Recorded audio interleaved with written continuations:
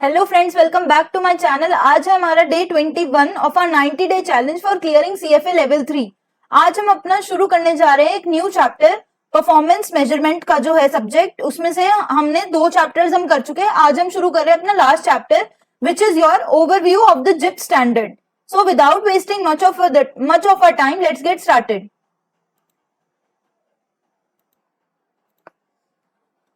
हम अपना चैप्टर शुरू कर रहे हैं overview of the GIP standard. ये है हमारे सारे लर्निंग ऑब्जेक्टिव जो हम इस पूरे जो हमारा ये रीडिंग है इसमें हम ये सारे एलओएस पढ़ेंगे।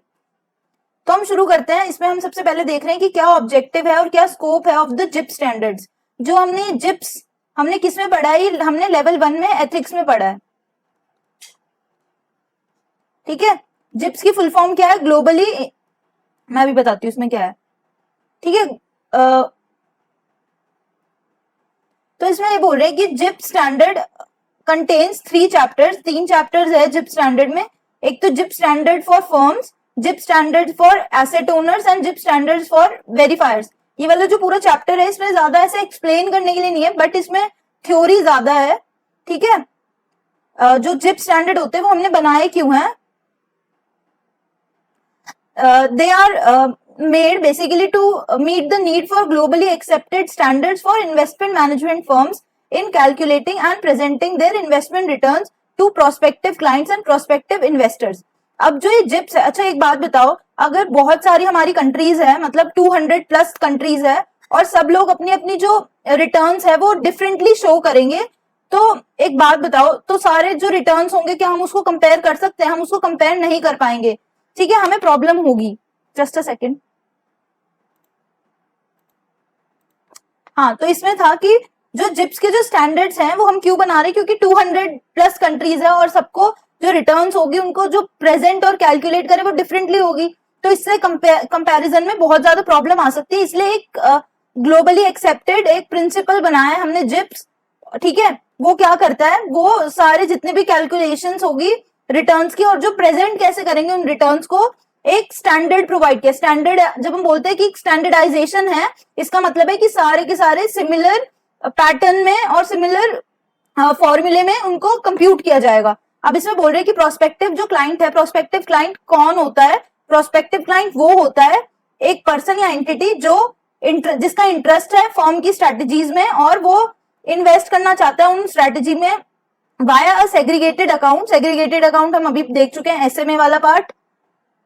ठीक है, irrespective of whether the person और एंटिटी करंटली, हम अगर मान लो एक जो प्रोस्पेक्टिव क्लाइंट की हम बात कर रहे हैं वो क्या बोल रहे हैं कि ऐसा कोई क्लाइंट जो इन्वेस्ट करना चाह रहा है एक फर्म की स्ट्रेटेजी में, जो इन्वेस्ट करना चाह रहा है उसको इंटरेस्ट है उसमें कोई न्यू, मतलब अब न्यू स्ट्रेटेजी उसमें, ये नहीं कि उसने पहले अगर वो इन्वेस्टेड है, एक मतलब मेरी फर्म है और एक कोई जो क्लाइंट है वो ऑलरेडी मेरी फर्म में एक स्ट्रेटेजी में इन्वेस्टेड है, बट अगर मैंने अब दूसरी स्ट्रेटेजी बनाई और वो फिर से उस स्ट्रेटेजी में इंटरेस्टेड है और वो इन्वेस्ट करना चाह रहा है, तो मैं उसको फिर से एक प्रोस्पेक्टिव क्लाइंट ही मानूंगी क्योंकि वो मेरी दूसरी स्ट्रेटेजी है। और इसलिए प्रोस्पेक्टिव इन्वेस्टर क्या होता है? वैसे ही एक पर्सन और एंटिटी जिसने एक्सप्रेस किया है अपना इंटरेस्ट, बट इस बार सेग्रीगेटेड अकाउंट में नहीं, एक पूल्ड फंड में उसने इंटरेस्ट दिखाया है और वो क्वालिफाई कर रहा है इन्वेस्ट करने के लिए पूल्ड फंड में irrespective of any other current investments in the firm.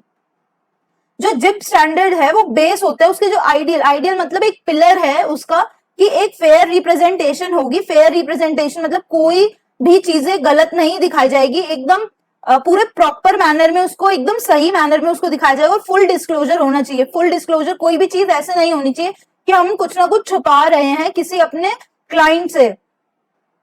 जो फर्म्स है ना वो क्लेम, जब कंप्लायंस विद जिप स्टैंडर्ड, कोई मेरी फर्म है और मैं बोल रही हूँ कि मैं कंप्लाई करती हूँ जिप स्टैंडर्ड से, तो इससे क्या होगा, जो मेरे रूल्स है ना सिर्फ रिटर्न की कैलकुलेशंस पर, मतलब वही सिर्फ गवर्न नहीं करेंगे, बल्कि कैसे रिटर्न्स को डिस्प्ले किया जा रहा है जिप्स की रिपोर्ट में, वो भी पूरा का पूरा कंप्लाई होगा।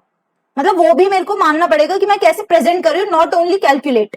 जो प्रोस्पेक्टिव क्लाइंट्स है उनके पास जो हायर डिग्री ऑफ कॉन्फिडेंस आ जाता है जब कोई फर्म बोलती है कि मैं जिप्स कंप्लायंस हूं। अगर मेरी कोई कंपनी है, मैं बोलूँ जिप्स कंप्लायंट हूं मैं, तो इसका मतलब है जो कोई सामने वाला क्लाइंट है जो वो उसको लगेगा कि हाँ अगर ये जिप्स कंप्लायंट है तो हम इस पे फुल्ली ट्रस्ट कर सकते हैं।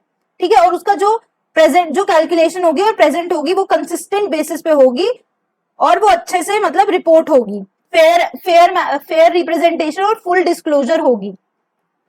अब बोल रहे हैं कि नीड क्या थी हमारी, हमें नीड क्या थी, क्यों हमने ये जिप्स बनाया, ग्लोबल इन्वेस्टमेंट परफॉर्मेंस स्टैंडर्ड, जिसको हम क्या बोलते हैं, GIPS, global investment performance standard.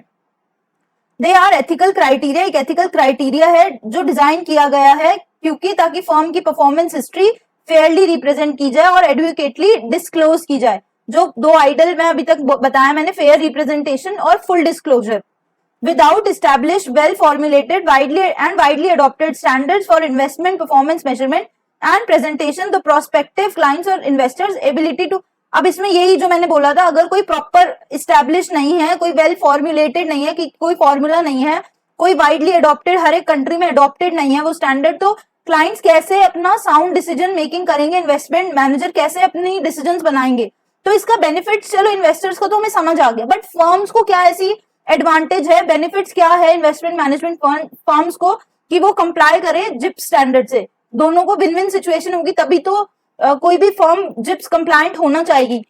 इसका मतलब है अगर मेरी एक फर्म जो है ऑलरेडी जिप्स कंप्लायंट है, उससे क्या होगा, ऑलरेडी जो मेरा क्लाइंट है उसको तो ये अश्योरेंस है कि इंटेग्रिटी है मेरे उसमें, उसको एक ट्रस्ट बिल्डअप होने में हेल्प होगी, ठीक है। और क्या होगा, वो ये भी समझ जाएगा कि अप्रोप्रिएटली हैव बीन कैरेक्टर, जो एक ये बेसिकली एक पासपोर्ट है फर्म के लिए टू इंटरनेशनल मार्केट प्लेस। मैं सिर्फ अगर मान लो मेरी फर्म है, मैं कंट्री वाली है मेरी फर्म, सिर्फ कंट्री स्पेसिफिक है, लोकल है, मैं चाहती हूँ मैं इसको और स्केल करूं अपनी जो फर्म है उसको ग्लोबली, ताकि वो लोगों तक पहुंचे और मैं उनको उनकी हेल्प कर सकूं इन्वेस्टमेंट मैनेजमेंट में। तो अगर मेरे पास एक, जैसे बाहर कोई इंसान जाता है उसको पासपोर्ट चाहिए होता है, वैसे ही अगर एक फर्म इन्वेस्टमेंट फर्म है तो उसको क्या चाहिए होगा, अगर ग्लोबली उसको जाना है तो उसको जिप्स जो है, जिप्स कंप्लायंट होना बहुत ज्यादा जरूरी है, जिससे एक उसको पासपोर्ट मिलेगा ताकि वो बाहर जो बाहर उसके लिए मार्केट प्लेस है उसमें भी वो अपना उसका स्कोप बढ़ सके, ठीक है। थर्ड पॉइंट क्या है, जब इंप्लीमेंट करते हैं हम एक फर्म में जिप स्टैंडर्ड, तो इससे अपॉर्चुनिटी क्रिएट होती है, ऐसे अपॉर्चुनिटीज बनती है जिससे और भी ज्यादा स्ट्रेंथन होती है हमारी मैनेजरियल कंट्रोल्स। जो मैनेजर्स होते हैं हम थोड़ा और सतर्क होते हैं और उनको और ज्यादा कंट्रोल, मतलब एक अच्छे से जो स्टाफ है वो हम कर पाते हैं उसको सही। The discipline of reviewing portfolio guidelines and defining and documenting adhering to internal policies improves the firm's oversight of investment operations। जब हम पोर्टफोलियो को बनाते हैं उसको गाइडेंस, एक गाइडलाइंस के हिसाब से डिफाइन करते हैं, डॉक्यूमेंट करते हैं, इंटरनल पॉलिसीज के हिसाब से काम करते हैं, तब क्या होता है हमारे जो फर्म है ना उसकी ऑपरेशन, जो इन्वेस्टमेंट ऑपरेशन है वो इंप्रूव होती है। टेक्नोलॉजिकल, हमें अब जब हम एक इंटरनेशनल मार्केट प्लेस पे आ गए तो हमें टेक्नोलॉजिकल इनहेंसमेंट चाहिए होगी, जिसकी वजह से हमारा जो वैलिड कैलकुलेशन इनपुट डेटा है और प्रेजेंटेशन एलिमेंट्स है वो भी हमारी इंप्रूव होती है। अब हमारा देखते हैं कि scope of the GIP standard क्या है। स्कोप मतलब कहां तक हम जिप्स को हम यूज कर सकते हैं। सिर्फ इन्वेस्टमेंट मैनेजमेंट जो फर्म्स है और एसेट ओनर्स जो डिस्क्रिशनरी बेसिस पर एसेट्स को मैनेज कर रही है, जो कंपीट कर रही है, ये इंपॉर्टेंट है, कंपीट फॉर बिजनेस, ये वाला जो लाइन है ना ये बहुत इंपॉर्टेंट है। जो ऐसी फर्म्स, इन्वेस्टमेंट मैनेजमेंट फर्म्स और एसेट ओनर्स जो डिस्क्रिशनरी मतलब खुद की मर्जी से क्या कर रही है, मैनेज कर रही है अपने एसेट्स को, बट वो कंपीट भी कर रही है। ये नहीं कि वो सिर्फ किसी चैरिटी के लिए काम नहीं कर रही, वो एक बिजनेस मॉडल है और वो कंपीट कर रही है दूसरे पार्टनर्स के साथ, तो वही सिर्फ कंप्लाई कर सकती है जिप स्टैंडर्ड में, ठीक है। अगर कोई एसेट ओनर जो मैनेज कर रहा है इन्वेस्टमेंट डायरेक्टली और through use of external manager on behalf of participant but does not compete for business, वो कंपीट नहीं कर रहा है बिजनेस के लिए, would comply with zip standard for asset owners, वो फर्म के बेसिस पे नहीं आएगी, वो एसेट ओनर में आएगी। मैंने बताया था ना, ऐसे कितने तरह के हैं हमारे जिप स्टैंडर्ड्स, एक तो हमारे स्टैंडर्ड्स है फर्म के लिए और एक है हमारा एसेट ओनर्स के लिए, और एक और था जो अभी हमने पढ़ा है, ये देखो ये फॉर वेरीफायर्स, ठीक है। एक हो गया हमारा फर्म, एक हो गया हमारा एसेट ओनर्स और एक है हमारी वेरीफायर्स। तो अगर कोई कंपटीशन, कोई इन्वेस्टमेंट फर्म है, कोई एसेट मैनेजमेंट फर्म है जो कॉम्पीट कर रही है फॉर बिजनेस, वो किसके अंडर आएगी, वो फर्म के अंडर आएगी। बट कोई कम्पीट नहीं कर रहा और बट स्टिल वो मैनेज कर रहा है इन्वेस्टमेंट प्रोडक्ट्स, तो वो आएगी एसेट ओनर्स के अंडर, ठीक है। और जो कंसल्टेंट्स है और जो सॉफ्टवेयर हाउसेज है, ये third party performance measurement providers है such as custodians may not claim to be a GIPS compliant, वो जिप्स कंप्लायंट नहीं होंगी। GIPS compliance can not be claim. GIPS जो अगर कोई बोल रही ना कि मैं जिप्स कंप्लायंट फर्म हूं, तो मैं ये नहीं बोल सकती कि मैं सिर्फ कुछ इन्वेस्टमेंट फर्म के जो प्रोडक्ट है उनके लिए ही हूं। मेरे को क्या, या फिर किसी कॉम्पोजिट में अभी बताती हूँ क्या होता है। कॉम्पोजिट होता है एक छोटा सा पार्ट, मतलब मेरा अगर कंपनी है तो उसका छोटा सा अगर मैं पोर्शन ले लूं कि मेरा ये वाला जो ये वाले टीम मेंबर्स है, ये वाली स्ट्रेटेजी, कोई पर्टिकुलर स्ट्रेटेजी को कर रहे हैं, और दूसरा ये वाली, तो ये कॉम्पोजिट हो गया एक तरह से। तो ये नहीं बोलूंगी कि हाँ मेरा जो मेरी फर्म है उसमें जो टीम ए वाले लोग है वो जिप्स कंप्लायंट है, टीम बी वाले नहीं है। अगर मैं पूरा बोल रही फर्म एक जिप्स कंप्लायंट है तो इसका मतलब मेरी पूरे जितने भी अंडर में टीम्स होगी वो सब जिप्स कंप्लायंट है। या मैं ऐसे नहीं बोल सकती कि मेरा ये प्रोडक्ट है और ये प्रोडक्ट नहीं है, पूल्ड फंड्स है, पोर्टफोलियोज नहीं है, ऐसे नहीं बोल सकती। वो पूरा फर्म वाइड ही बेसिस पर डिपेंड करता है। अब हम इसमें देखते हैं overview of the GIP standard की बेसिकली जिप स्टैंडर्ड्स होते क्या है। ठीक है, तो जिप स्टैंडर्ड्स में क्या होता है, they are required that firms meet all the applicable requirements, सारे जितने भी रिक्वायरमेंट्स है वो सब एक्सेप्ट हो, रिक्वायरमेंट्स अप्लाई हो और कोई एक्सेप्शंस ना हो। फर्म्स जो है वो strongly encourage to perform periodic internal compliance checks to confirm the validity of the compliance claims. इसमें ये बोल रहे हैं जो फर्म्स है उनको स्ट्रांगली इनकरेज करना चाहिए कि वो कुछ कुछ टाइम में उसका इंटरनली वो चेक करते रहे कंप्लाई, कि हमारा जो जिप्स कंप्लायंट है वो चल रहा है, जिप स्टैंडर्ड्स मेंटेन हो रहे हैं, सब लोग उसको एडहर कर रहे हैं या नहीं कर रहे। Zip standards recommend that firms be verified होनी चाहिए firms. When the GIP standard, अगर कोई भी जब भी जिप स्टैंडर्ड कॉन्फ्लिक्ट करती है लोकल लॉज और रेगुलेशंस के साथ, तो ये जिप्स क्या बोलता है, जिप्स बोलती है कि आप लोगों को कंप्लाई करना चाहिए जो हमारे लोकल लॉज और रेगुलेशंस है, बट इसको जिप्स रिपोर्ट में इस कॉन्फ्लिक्ट को आपको दिखाना चाहिए। 5 ऐसे ऑब्जेक्टिव्स है जो हम जिप स्टैंडर्ड के थ्रू उसको अचीव करते हैं। वो क्या है, प्रमोट करते हैं हम इन्वेस्टर इंटरेस्ट एंड इंस्टिल, हम क्या करते हैं, प्रमोट करते हैं इन्वेस्टर के इंटरेस्ट और कॉन्फिडेंस को। हम क्या करते हैं, एक्यूरेट और कंसिस्टेंट डेटा को भी इंश्योर करते हैं इसके थ्रू जिप्स के। हम क्या करते हैं, एक हम world wide acceptance of single standard for calculating and presenting performance, जो मैं अभी बता चुकी हूँ। फेयर और ग्लोबली कॉम्पिटिशन अमंग फर्म्स, उसको भी प्रमोट करता है कि हर पूरे इंटरनेशनली एक कंपटीशन बना रहे। 5th है हमारा, वो प्रमोट करते हैं सेल्फ रेगुलेशन, खुद की भी रेगुलेशन हम कर रहे हैं ग्लोबल बेसिस पर। ठीक है, 5 ऐसे कॉन्सेप्ट है जो GIP standard for firms include the following. क्या, फेयर रिप्रेजेंटेशन और फुल डिस्क्लोजर। ठीक है, fair representation and full disclosure both minimum requirement है फर्म्स को जो भी कंप्लाई कर रहे हैं विद ऑल एप्लीकेबल रिक्वायरमेंट्स, उनको ये सारे जितने Q&A है, ये CFA जो इंस्टीट्यूट ने पब्लिश किए हैं और ये सारे इन सबको गवर्न करते हैं। जो जिप स्टैंडर्ड है डू नॉट एड्रेस, वो हर एक चीज को एड्रेस नहीं करता, every aspect of performance measurement and will continue to evolve, वो हर टाइम के साथ साथ इवॉल्व होता जाएगा। ठीक है, 5th पॉइंट है हमारा, जो कॉम्पोजिट्स होगा उनको रिक्वायर किया गया है कि वो जितने भी स्ट्रेटजीज है वो मैनेज करें ऑन बिहाफ ऑफ और marketed to segregated account clients to prevent firms को चेरी पिकिंग ना कर सके। एक फर्म है अगर उसमें छोटी छोटी टीम्स है तो ये ना करे कि टीम ए की परफॉर्मेंस दिखाए, टीम बी की ना दिखाए, टीम सी की दिखाए, तो वो चेरी पिकिंग ना कर सके। चेरी पिकिंग मतलब जो मेरे प्रॉफिटेबल वो स्टॉक्स या टीम्स है उनको हम पिक कर रहे हैं कि ये अच्छी है ये अच्छी नहीं है। जो जिप्स की स्टैंडर्ड होती है वो इंटेग्रिटी मेंटेन करती है इनपुट डेटा में, जैसे कि वैल्यूएशन ऑफ पोर्टफोलियो होल्डिंग्स और use of certain calculation methodologies. अब हम आते हैं, नेक्स्ट है हमारा फंडामेंटल ऑफ कंप्लायंस। डेफिनेशन क्या है हमारी फर्म की, हम फर्म की बहुत बात कर रहे हैं कि GIPS standard of the firm की बात कर रहे हैं, बट इसमें हम बोल रहे हैं कि फर्म की डेफिनेशन तो बताओ कि है क्या, फर्म किसको बोलते हैं। फर्म होती है एक ऐसी इन्वेस्टमेंट फर्म, सब्सिडरी या फिर एक ऐसा डिवीजन जो एक हमने पब्लिकली उसको डाल दिया है as a distinct business entity. अब डिस्टिंक्ट बिजनेस एंटिटी वो बिजनेस एंटिटी है जिसमें यूनिट, डिवीजन, डिपार्टमेंट या ऐसा ऑफिस जो ऑर्गेनाइजेशनली और फंक्शनली सेग्रीगेट हो रखा है अलग यूनिट से, ताकि वो अपने डिस्क्रिशन मेंटेन कर सके और ऑटोनॉमी मेंटेन कर सके इन्वेस्टमेंट डिसीजन मेकिंग प्रोसेस में। क्राइटेरिया क्या होता है आइडेंटिफाई करने का डिस्टिंक्ट बिजनेस एंटिटी को, ये होता है कि लीगल एंटिटी होनी चाहिए, और एक डिस्टिंक्ट मार्केट या उसकी क्लाइंट होनी चाहिए, या फिर एक सेपरेट या फिर डिस्टिंक्ट इन्वेस्टमेंट प्रोसेस उसका होना चाहिए। या तो वो लीगल एंटिटी है, या वो उसका डिफरेंट क्लाइंट या फिर मार्केट है, या उसका सेपरेट डिस्टिंक्ट इन्वेस्टमेंट प्रोसेस है। जैसे हम फर्म को डिफाइन करते हैं पब्लिक के सामने, वो एक की फैक्टर होता है इन्वेस्टमेंट मैनेजमेंट ऑर्गेनाइजेशन में।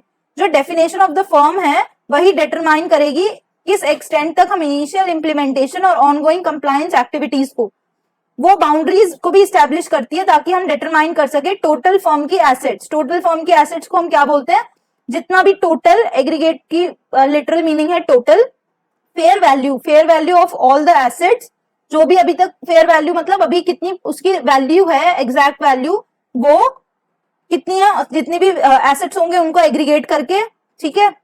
तो टोटल फर्म की जो एसेट होगी वो क्या क्या होगी हमारी, एसेट्स मैनेज बाय सब एडवाइजर्स, ठीक है, इन एडवाइजरी ओनली एसेट्स और कमिटेड कैपिटल सब आएगा इंक्लूड होकर। Changes in a firm's organization are not permitted to lead to alteration of historical performance.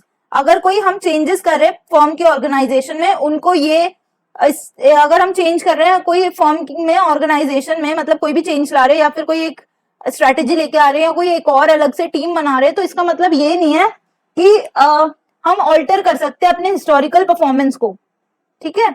ये नहीं है कि अगर एक कोई मैं चेंजेस कर रही हूँ तो मैं अब अपने जो हिस्ट्री वाली हिस्टोरिकल परफॉर्मेंस है उसको ऑल्टर कर सकते हो, ये नहीं होगा।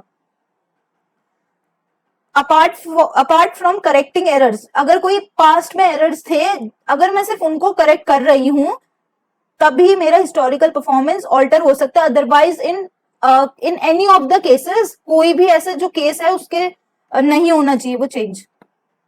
अब डिस्क्रिशन का मतलब बोल रहे, डिस्क्रिशन का मतलब क्या होता है, डिस्क्रिशन मतलब रिक्वायर दैट ऑल डिस्क्रिशनरी, अब कंप्लायंस क्या बोल रही है कि जितने भी discretionary fee paying segregated accounts है वो सारे must be included in at least one composite, ठीक है।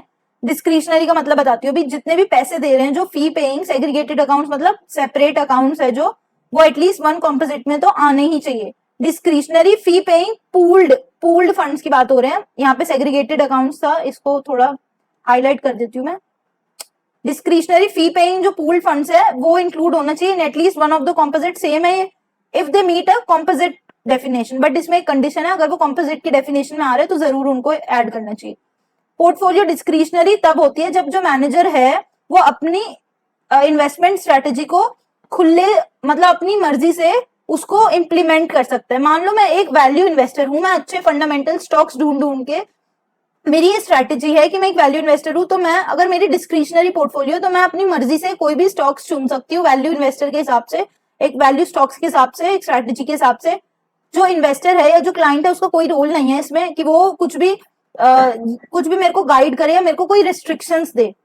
अगर जो जितनी भी डिस्क्रिशनरी या नॉन डिस्क्रिशनरी पोर्टफोलियो होगी वो सारी इंक्लूड होगी टोटल फॉर्म एसेट्स में, but only discretionary portfolios are included in the composite. Discretionary और non discretionary, discretionary plus non discretionary is equals to total firm assets, ठीक है, टोटल फर्म एसेट्स। बट जो discretionary है वही सिर्फ जाएगी हमारी कॉम्पोजिट्स में, ठीक है। अब बोल रहे हैं जब अगर कोई रिस्ट्रिक्शंस डाल रहा है जिससे कि हमारी इन्वेस्टमेंट प्रोसेस को प्रॉब्लम हो रही है, जिससे कि हम जो स्ट्रेटेजी है उसको हम इंप्लीमेंट नहीं कर सकते एज इंटेंडेड, जैसा मैं चाह रही हूं मैं वैसे उसको इंप्लीमेंट नहीं कर सकती, तो उस पोर्टफोलियो को हम बोलते हैं नॉन डिस्क्रिशनरी, और वो कॉम्पोजिट में इंक्लूड नहीं होता। कॉम्पोजिट में सिर्फ और सिर्फ डिस्क्रिशनरी इंक्लूड होता है, डिस्क्रिशनरी और non discretionary total form assets में इंक्लूड होता है। अब बोल रहे हैं कि अदर फंडामेंटल्स ऑफ कंप्लायंस क्या क्या है, ये सब देख लेना। इसमें ये है कि minimum number of years required in order to initially claim compliance होना चाहिए, ये सब बोल रखा है, ठीक है।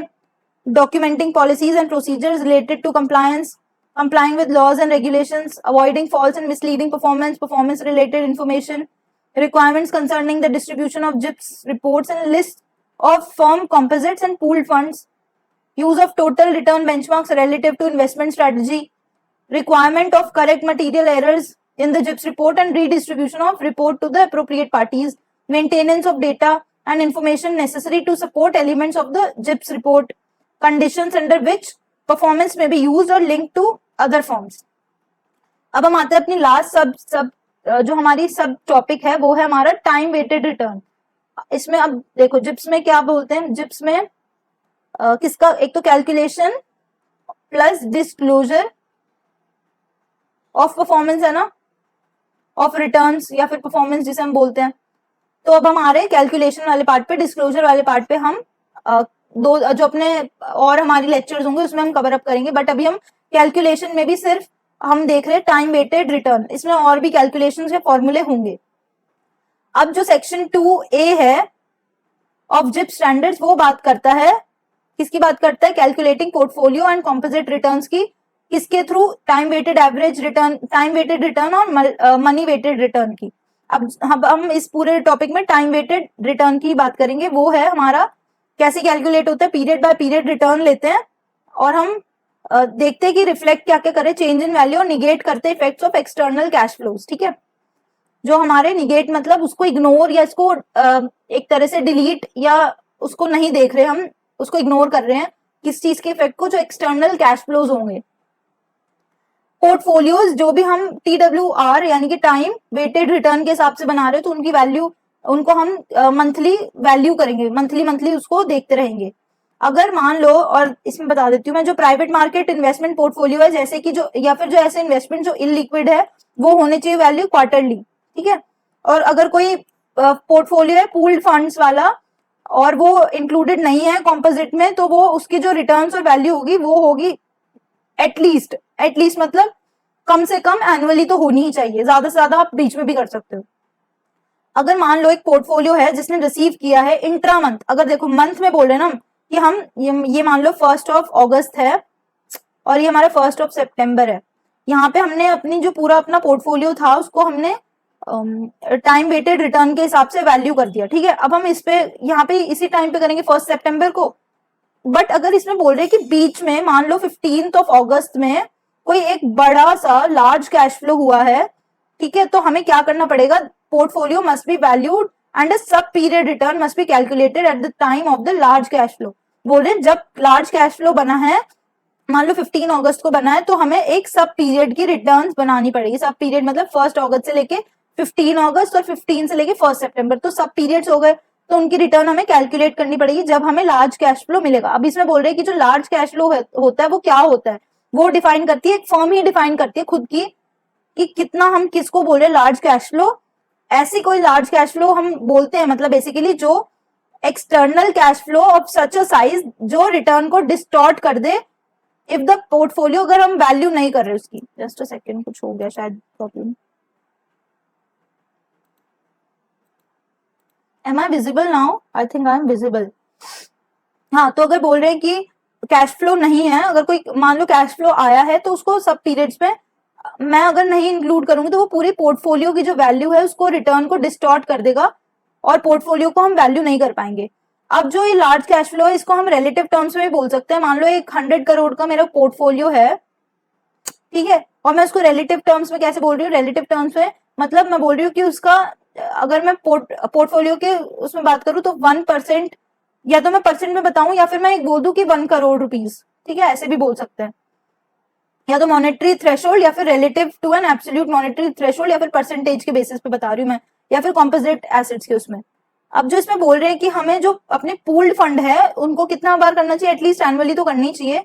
और इसमें ये बोल रहे हैं अगर कोई बीच में सब्सक्रिप्शंस या रिडेम्पशंस होती है, कोई और मेरे पास नया क्लाइंट आया और उसके भी पैसे एड ऑन हुए मेरे उस पूल्ड फंड में, pooled fund example mutual fund kind of a thing, या फिर किसी ने रिडीम किया पैसे अपने निकाले हैं, तो उसके भी हमें सब पीरियड रिटर्न निकालनी पड़ेगी। ठीक है, और हम क्या करते हैं फिर सब पीरियड की रिटर्न निकाल के सब पीरियड, ये वाला जो पीरियड है और ये वाला जो पीरियड है उनको लिंक कर देते हैं आपस में। अब इसमें क्या बोल रहे हैं, ये एक फॉर्मूला है हमारा टाइम वेटेड रिटर्न, ये हमारी ये बहुत बार हमने देखा है वाला फॉर्मूला। ठीक है, मैं एक बार इरेज कर दूं ये सारा।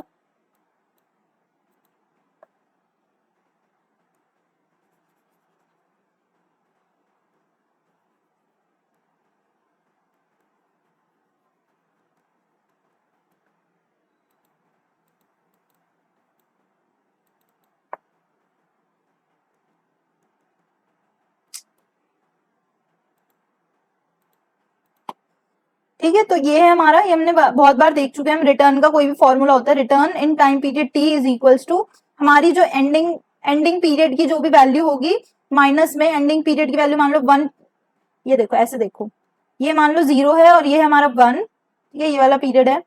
इसमें मैंने अगर 100 रुपए कोई इन्वेस्ट किए और वो बन गए हमारे 110, तो मैं कैसे रिटर्न निकालूंगी? मेरा जो ये वाला 110 है, ये वाले V1 माइनस में जो मेरी बिगिनिंग वैल्यू थी वो अपॉन में V0।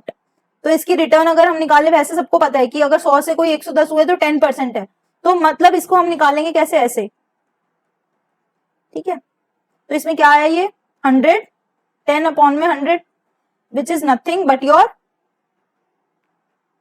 10%। 1/10 आया। 1/10 कितना हो गया? 0.1। 0.1 क्या है? परसेंट, ठीक है। नहीं 0.1%, हाँ परसेंट है 0.1। ये हम, एक सेकेंड, ये हम तब यूज करते हैं 0.1, ठीक है। ये हम तब यूज करते हैं ये वाला फॉर्मूला जब कोई कैश फ्लो इनफ्लो नहीं है, ना कोई आउटफ्लो है, और ये सिंगल पीरियड के लिए है।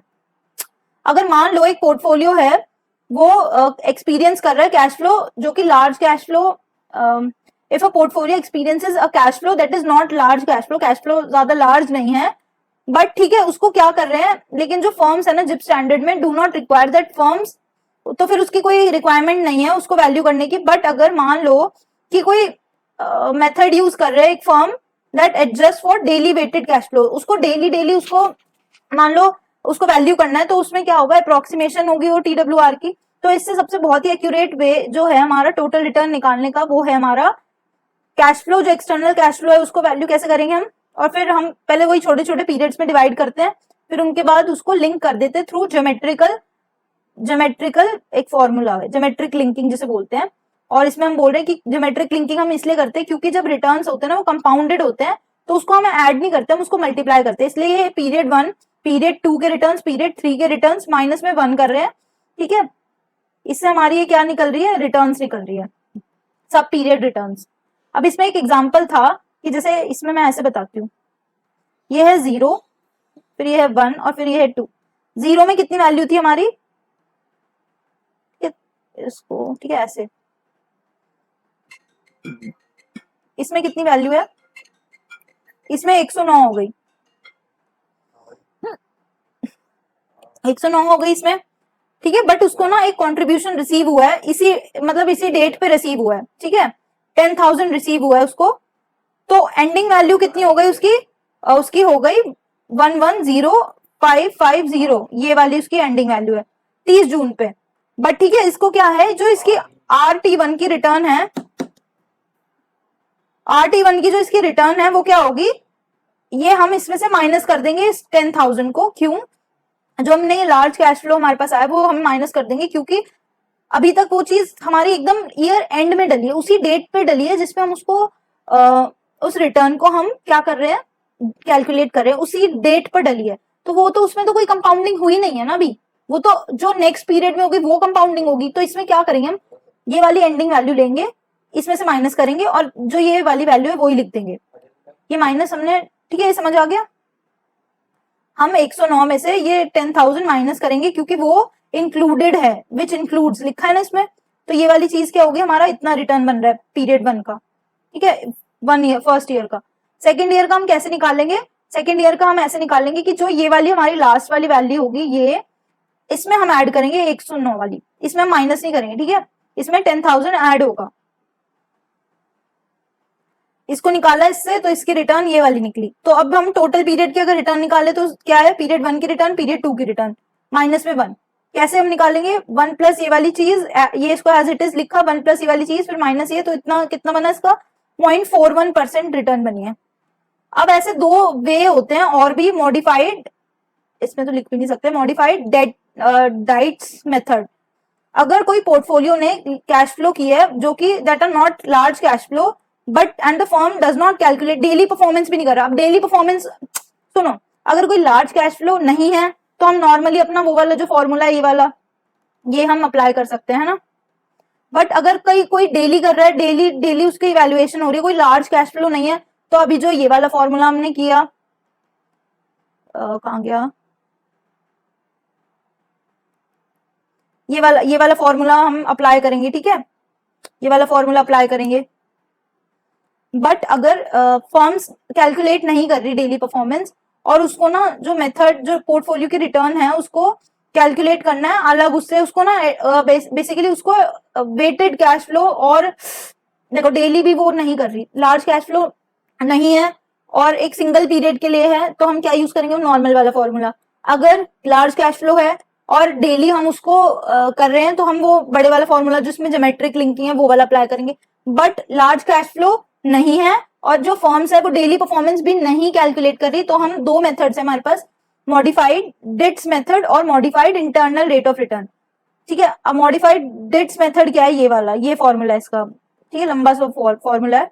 तो इसमें हम याद कैसे कर सकते हैं, देखो ये जो चीज है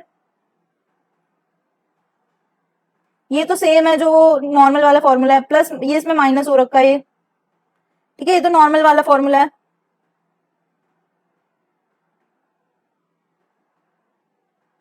इसमें हम क्या माइनस कर रहे हैं, माइनस कर रहे हैं हम कैश फ्लो। कैश फ्लो क्या है हमारा, सम ऑफ द कैश फ्लोज, ये वाला फॉर्मूला। और ये वाली चीज है हमारा क्या है, हम कैश फ्लो को वेटेड है ये बेसिकली, वेटेड बाय टाइम। तो डब्ल्यू आई क्या है हमारा, सीडी में बताती हूँ भी क्या है, CD is the total number of calendar days in the period. अगर मैं एक मंथ की बात करूं तो कैलेंडर डेज कितने होंगे, 30। ईयर की बात करूं, अगर एक पीरियड को मैं ईयर बोल रही हूँ तो उसमें हम लेंगे 365 या फिर 360 भी लेते हैं। अब इसमें बात करूं, ये समझ आ गया, कैलेंडर डेज सीडी। डीआई क्या होता है हमारा, D I number of calendar days from the beginning of the period to the time cash flow occurs. अब अच्छा देखो, जो हमारा वो एग्जाम्पल था जिसमें मान लो ये 1 अगस्त था और हमारा 15 अगस्त पे हमारा लार्ज कैश फ्लो आया या फिर कोई भी कैश फ्लो आया, तो ये वाला पीरियड को जो 15 डेज है, number of calendar days from the beginning of the period जिसमें इवेल्युएशन की और उस वाले पीरियड में जब कैश फ्लो आया उसको हम क्या बोलते हैं, उसको हम बोलेंगे डीआई। तो ये है हमारा डीआई। तो जो हमारा एग्जाम्पल चल रहा था अभी हम देख रहे थे उसमें 10,000 क्या है हमारा 5 जून को है, तो 5 दिन निकल गए, सो डीआई इज इक्वल्स टू 5, क्योंकि हम 1 जून पे हम क्या कर रहे हैं, अपना इवेल्युएशन कर रहे हैं। तो ऐसे कितने दिन हो गए, 1 जून पे किया और 5 जून पे ये आ गया, तो डीआई इज इक्वल्स टू 5। और सीडी कितना होगा हमारा कैलेंडर डेज, एक अगर मैं मंथ की बात कर रही हूँ तो वो 30 डेज होंगे क्योंकि इसमें 30 ले रहे हैं, तो हम ये निकाल सकते हैं वेटेड। तो ये कितना है ये, ठीक है। फिर उसके बाद ये तो नॉर्मल फॉर्मूला है, ये वाला ये वाला ये वाला, ठीक है, ये वाली चीज समझ आई। माइनस कैश फ्लो कितनी हुआ है, सिर्फ एक ही कैश फ्लो हुआ है 10,000 का, यही सेम चीज इसमें लिखी, इसमें उसको हमने क्या किया, ये हमने ये पूरा इसको फॉर्मूले को अप्लाई कर दिया, ठीक है। यही जो ये था CFI इनटू में वेटेड किया था ये वाली चीज प्लस में, ठीक है। ये वाली चीज क्या है, ये सारा पूरा नॉर्मल फॉर्मूला है, प्लस बस इसमें हम माइनस कर रहे हैं अपना ये वाला कैश फ्लो।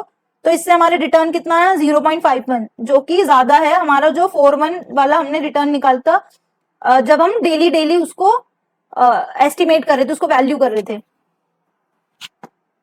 अब जो हमारा नेक्स्ट है वो क्या है, हमारा मॉडिफाइड रेट ऑफ रिटर्न, दूसरा वाला मेथड है ये। इसमें हम क्या करते हैं, एक तो ये कंप्यूटेशनली बहुत ही ज्यादा इंटेंसिव है, वो क्या करता है एडजस्ट करता है timing of the cash flows को। जब हम मॉडिफाइड IRR को अप्लाई करते हैं तब हम क्या करते हैं, वो ना सेम रिजल्ट्स देगा हमें, सेम रेट ऑफ रिटर्न आएंगे जो मॉडिफाइड डिट्स मेथड से आएगा, ठीक है। तो इसका फॉर्मूला तो वैसे ये दे रखा है, मुझे लग नहीं रहा है कि ये, जब इसमें ये बोल रहे कि ये कंप्यूटेशनली इंटेंसिव है तो मुझे लग नहीं रहा है ये ज्यादा टेस्टेबल होगा, ठीक है। बट देखते हैं अगर जो इसमें आगे अगर क्वेश्चंस होंगे कोई ना कोई तो हमें ये वाला फॉर्मूला याद करना पड़ेगा। लास्ट स्लाइड है ये हमारी कि जो जिप स्टैंडर्ड है वो रिक्वायर करता है फर्म्स को फॉर्मुलेट और डॉक्यूमेंट करना कॉम्पोजिट स्पेसिफिक और pooled fund specific policies for the treatment of cash flows and to adhere to those policies consistently.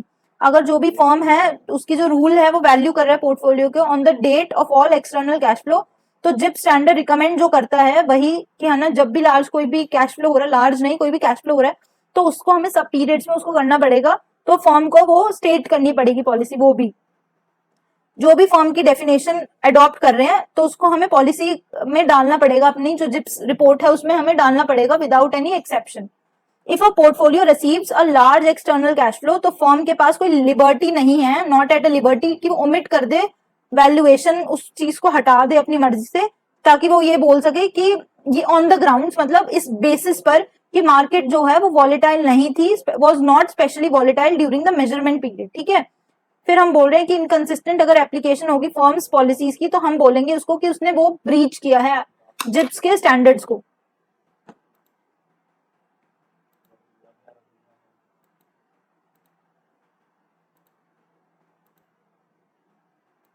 With this हमारा ये आज का पोर्शन कंप्लीट होता है। जिप्स में इतना ज्यादा कुछ है नहीं, बट इसमें मतलब जो अभी तक जो हमने पढ़ा है इसमें कुछ है नहीं। इसमें सिर्फ एक फॉर्मूला है हमारा TWR का, ठीक है, टाइम वेटेड रिटर्न, बस उसको देख लेना। और अब जो 2 हमारी क्लासेस होगी इस पर, शायद इसमें और हमें कैलकुलेशंस देखने को मिलेगी, बट ये ज्यादा इतना डिफिकल्ट चैप्टर नहीं लग रहा है, ये भी सिंपल है, जस्ट इसमें थ्योरी ज्यादा है। तो अगर कोई डाउट्स हो तो पूछ लेना कमेंट करके, ठीक है। चलो ओके, बाय, साइनिंग ऑफ।